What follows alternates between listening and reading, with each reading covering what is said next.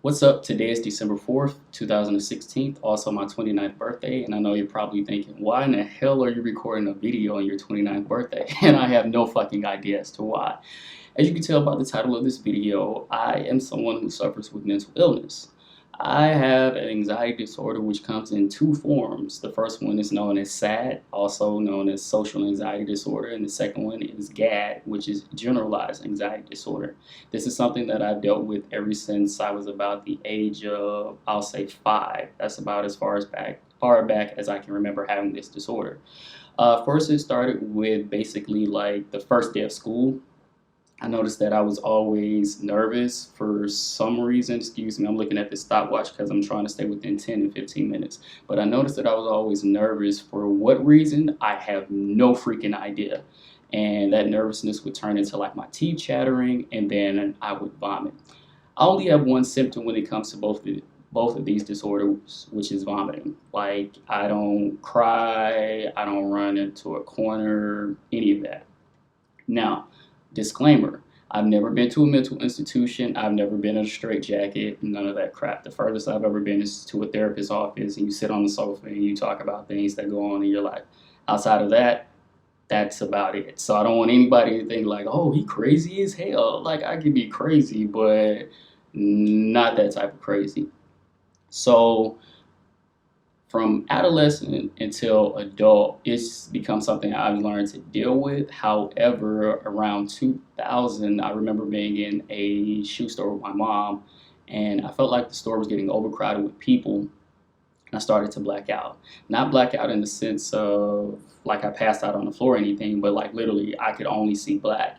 So after we left there, I told my mom like I need to go and talk to somebody about this because I knew it wasn't normal, but at the same time there was really nobody else I knew that was dealing with this issue outside of myself. And to my mom, if she ever sees this video, this is not talking about you in a bad way. This is just my life experience. And I say that because my mom has always worked in mental health. I think as a parent, you never want there to be anything wrong with your child. And to have to accept that there is can be disheartening. I don't know because I don't have children, but that's just my opinion. I'm pretty sure other people can relate to it. Unfortunately, I didn't see anybody in 2000, and I didn't really see anybody until around 2004. But between the years of 2002 and 2004, my anxiety really, really got bad. And I mean, it went from where it would just be like certain little scenarios like going to the movies or the first day of school to being an everyday thing. It went to being an everyday thing because of the fact I started dating somebody like I think around 8th grade, which transcended over into high school. And for me, I'm assuming it probably was more so like a confidence issue because of the fact like I had really bad acne, I had crooked teeth, I had the nappy afro. Most of you that know me know I had the nappy afro before I started to get it braided up. Now, in my mind, I never felt like I was attractive enough to date. And I say that in the aspect because I wasn't the jock and I wasn't the motherfucker running around here talking to 2, 3 females at once and that type of thing that typically happens in high school. So I felt like dating somebody was going to bring attention to me, which I did not want. So literally every night I would be up until about 3 or 4 o'clock in the morning with anxiety and just like, hopefully don't nobody ask me if I'm dating such and such and blah blah this and blah blah that. Now, mind you, I'm up until 3, 4 o'clock in the morning. I have to get back up around, I think, like 6 or 7 just to go to school. But prior to even going to school, like I would be in the bathroom at home vomiting because of my anxiety disorder. So this was a consistent thing every day. And like I missed like a lot of days out of high school because of this. And I'll never forget my, was it human anatomy or biology teacher? One of them, she told me, she said, Lawrence, you'll never be able to keep a job because you barely come to school. And it's kind of like, it's fucked up, of course, for your teacher to say that. But it's like, how do I put this? Like the way I grew up and most African Americans grow up is like, you don't talk about shit that's going on in your life. Like, I don't care how bad it hurts, like, you be strong, you keep that shit rolling. So I wasn't at a place where I could say, like, look, this is what's happening to me, because I always felt like when I was younger, me explaining this to people, it would be like, their reaction would be like, I don't get it. Like, what do you mean? Like, you can't do this and you can't go here because it's a lot of people. Like, and then people start to break it down to like, so what would the people do to you? And you start to feel stupid because of the fact of, like, it's silly to say shit like, being around a lot of people makes me nervous. But at the same time, it's kind of like, it's just some shit you have to deal with. And unfortunately, as much as you don't like it, it is what it is. So I started to see a therapist in 2004, and I know you're probably thinking, do you take medication? You're damn right. I take 2 medications. The first one is just like a daily thing, which basically it builds up in your system to where you're more, I'll put it this way, laid back. So I'll, I'll say pretty much laid back. The second medication is like, let's say if it's like something that's really going to make my anxiety high as hell, and I'll say like, I take my regular medication every day, but then there's an instance where something comes up and like the regular everyday medication is not enough, then I'll take this med because it's like a fast acting, like it works within like 15 minutes and it just makes you mellow. Now, that's all my medication does for me. Like, I'm not one of those people who, like, you end up having like Tourette syndrome, or you start to think that like it's bugs on you and this type of shit. It just makes me calm. So think of it this way.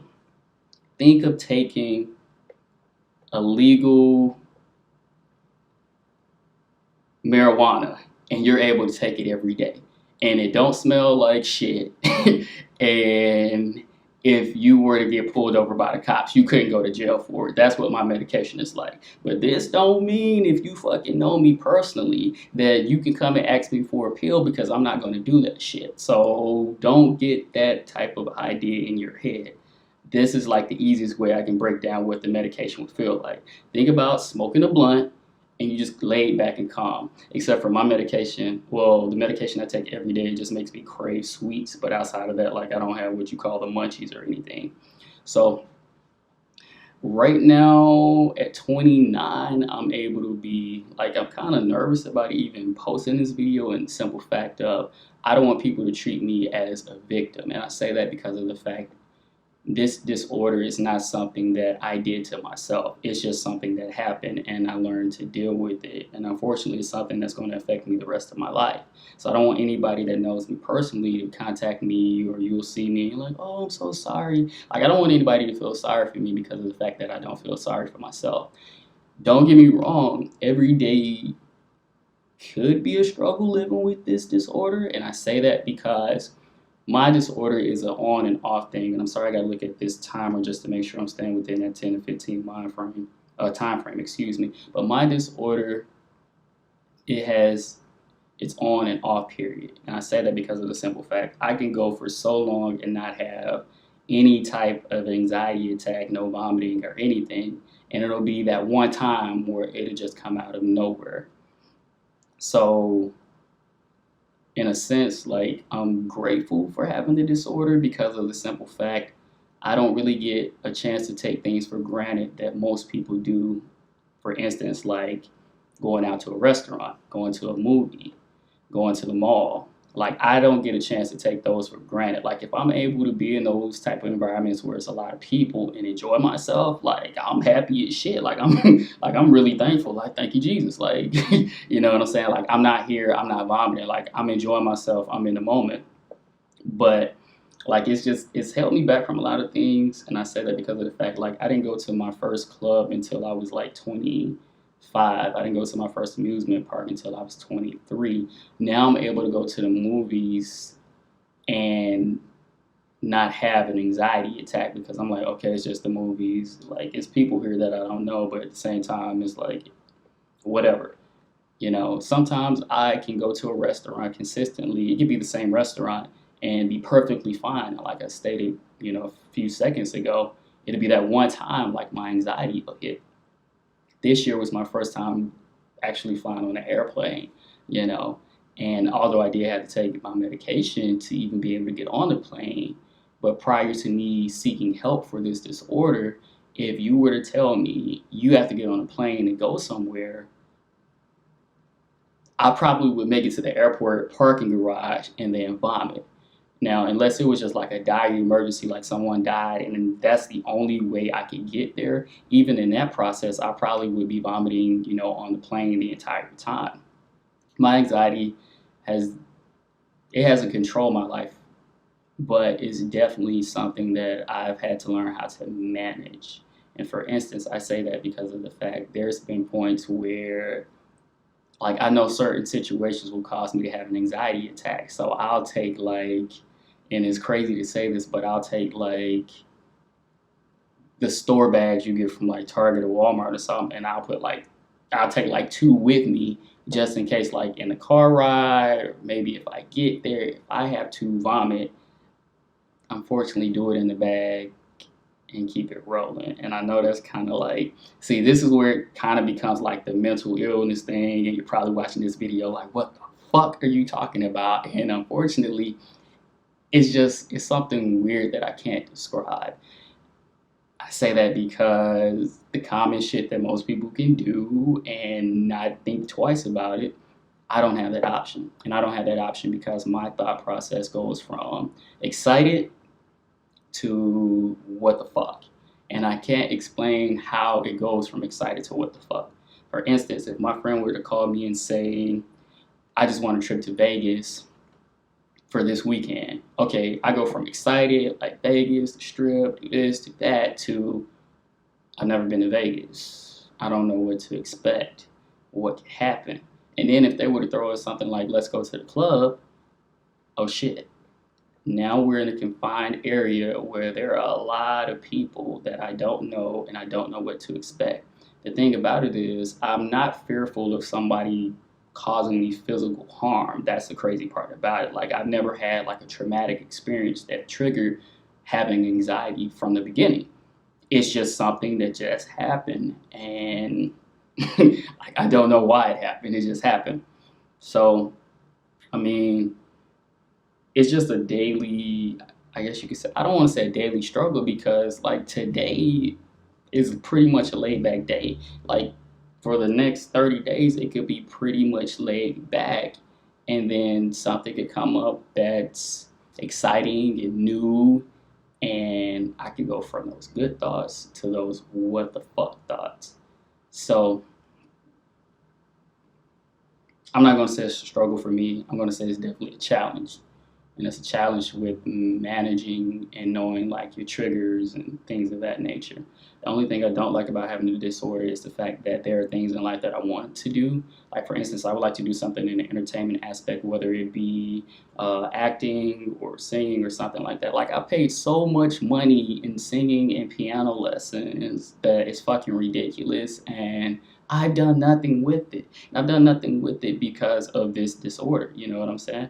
Like, at the most, I've auditioned for the NBC show The Voice, which was really big for me, although I didn't make it to the next round or however they do that process. But for one, to be around people that I don't know, and a lot of people at that, and two, to actually have to sing in front of people and people that I don't know, like, that was really big for me. Like, it didn't even matter at the fact, like, I didn't make it to the next round. It was just the fact, like, I'm actually doing this shit that, surprised the hell out of me. So it's like I have all these really good ideas and things that I want to do in life, but it's the disorder that reverts me back to, like, just don't do it, which really sucks. And I'm consistently trying to break out of that, which is scary as fuck because of the fact to be in that type of field, I have to be amongst people, and I have to be amongst a shitload of people. Like, even with posting this video, I know there are going to be people that I know personally and I interact with on a daily basis that are going to see this and probably bring it to my attention, which is attention that I do not fucking like. And then there are going to be people that I don't know that see this video, and some people are going to get it and some people are not. But it's like, if I don't put myself out there and at least try to live the life that I want to live, then I feel like I will become a victim of myself because of this disorder, if that makes any type of sense. Because at the end of the day, like, I'm not really one of those people, like, I could care less about what anybody has or anything like that. The only thing that I could ever say I've ever been jealous about is the fact that people are able to do shit in life without having this disorder. I could care less about how much money you have, what type of car you drive. That's the only thing I've ever been jealous about. When I see people that can go and live their lives and do all this amazing shit, whether it's just simple shit like going to the club, or you can go here, you can go there and do this, and you're taking control of opportunities that are presented to you. That's the only reason I've ever been jealous of anybody. Like I said, I could care less about materialistic things and all this shit that people, come to have. It's just a simple fact that for me to have it, it's more of a struggle because of this disorder. So when you think about, how do I put this, mental illness, I always try to look for the root cause before you say somebody's just like crazy, because don't get me wrong, it's some crazy motherfuckers. But most of the crazy people out here, they crazy because they just fucking stupid. And then you got people that are actually crazy out here because, like, shit, life is hard, you know what I'm saying? And in my scenario, like, I've just been dealt with something that, like I say, I never had any type of traumatic experience or anything in life that made me have this disorder. It just fucking happened, and I had to learn how to deal with it. So be kind to people, because of the fact that you never know what the fuck somebody going through, like, at all. Like, you never fucking know. And then if you're still confused by social anxiety, I'm not even going to say generalized anxiety, but social anxiety, think of it this way. Think of having stage fright, and having stage fright every day of your life. So hopefully this video reaches somebody that is going through the same thing, or provides a little bit better of an understanding of what it's like to have an anxiety disorder. Comment, rate, subscribe, and hopefully there will be more content that won't take 3 to 4 months. And I say that because of the fact I'm not consistent, and I'm probably not consistent because of my fucking disorder, and the fact that, like I say, I have to put myself out there, and I don't know if I'm willing to put myself out there because of the fact that I don't know what the fuck to expect from people, which sucks. But like I say, it's just something I've learned to deal with. So until next video, that's about it.